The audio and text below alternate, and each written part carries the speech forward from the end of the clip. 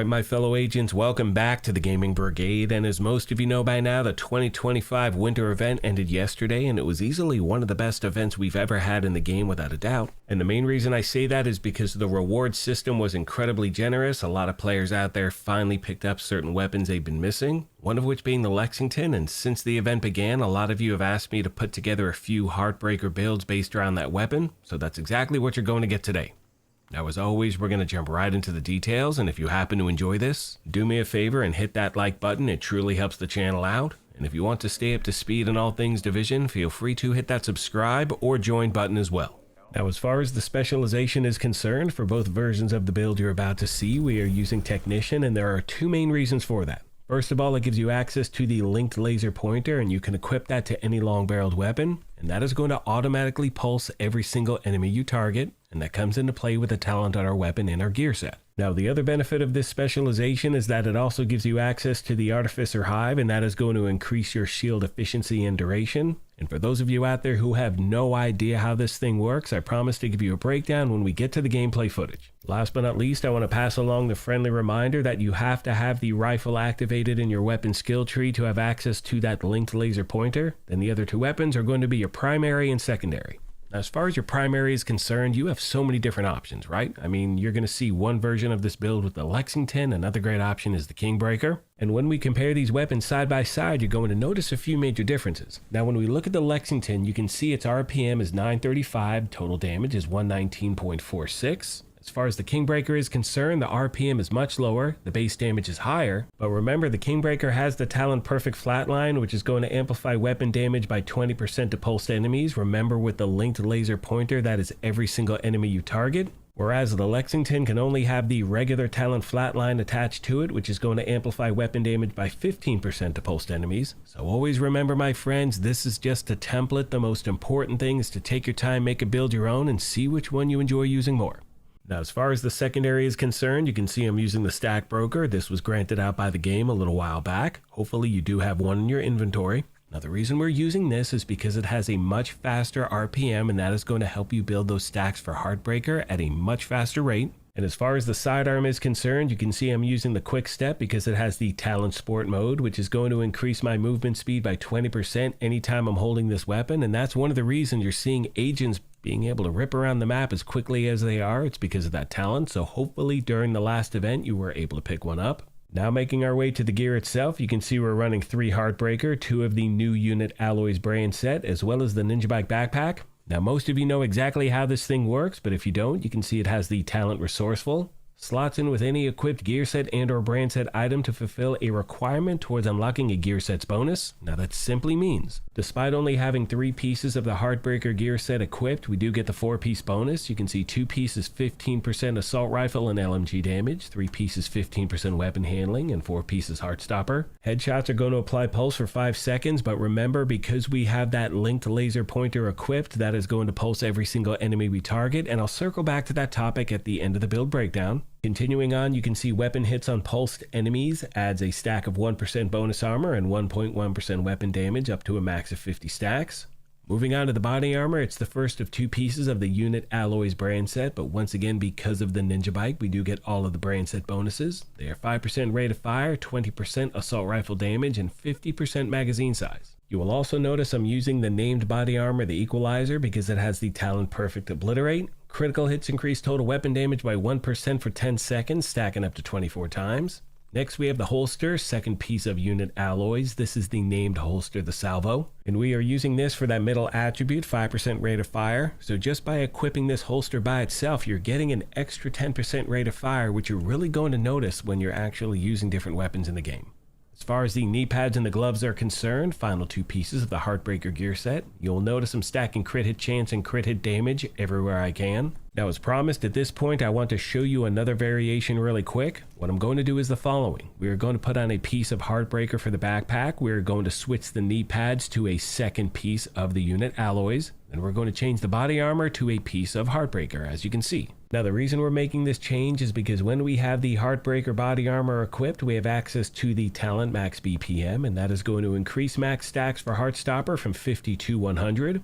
As I said a moment ago, our holster and the knee pads are going to be the 2 pieces of the unit alloys brand set. And finally, when we make our way to the backpack, once again, because we are wearing a HeartBreaker bag, we're going to have access to the Talon Cold, and that increases the bonus armor gain per stack of Heartstopper from 1% to 2%. And for the record, in the gameplay footage you are about to see, I'm going to use the following build. We are going to have the Kingbreaker as the primary, Stackbroker as the secondary. We're going to have this exact layout you're looking at right now, 4 pieces of the HeartBreaker gear set. We have the Unit Alloys holster, Unit Alloys knee pads. As far as my skills are concerned, I'm using the Crusader Shield and the Artificer Hive. Last but not least, I want to mention the fact that in the gameplay footage you're looking at right now, I do not have any global modifiers active whatsoever, and the reason for that is I want to ensure that whenever you see this video, you know exactly what the build can do without any special events. Hope this helped you out, my friends, and as always, questions, comments, or feedback, please let me know, and I'll do my best to get back to you as quick as I can. On that note, I'm going to leave you with some gameplay footage and a few final thoughts. As always, I want to take a moment and thank you all for your incredible continued support. Please let me know of any other questions you have I did not address. Thank you once again for the privilege of your time, and as I mention at the end of every one of these, take care of yourselves, be kind to each other, and we'll talk to you soon. Thanks again, everyone. Hello once again, my fellow agents. I hope everyone is having a great week so far. One thing I like to mention when I talk about the HeartBreaker gear set is that if you are on point with your headshots, you do not need to use that linked laser pointer. Now, the reason I highlight that in these builds is because it's a very plug-and-play build when it comes to this gear set. However, to be clear, if you happen to be on point with your headshots, you could easily go to the gunner specialization because that's going to give you some extra rate of fire, a few other benefits as well. But for those of you out there who are looking for something that's pretty damn easy to put together, this is what I recommend giving a shot, and as always, let me know your thoughts in the comment section. Finally, as promised, I want to talk about the Artificer Hive really quick. Now, as a solo player, when you have this holstered, you're going to get the Hive's benefits. You don't have to do anything. When your shield is deployed, you're going to see these little micro drones, like you can kind of see it on screen right now, see that little flashing here and there, and that is going to help with your skill efficiency and duration. However, if you want to use it in a group, you have to put the thing on the ground and the other players need to be in the radius of the Hive. You'll see it's a very clear indication on where that radius is. So again, solo play, you don't have to do anything. As a group player, you have to put it on the ground. That's all I got for this video, my friends. I need to race out the door for work. Thank you once again for everything, and I will see you in the next one.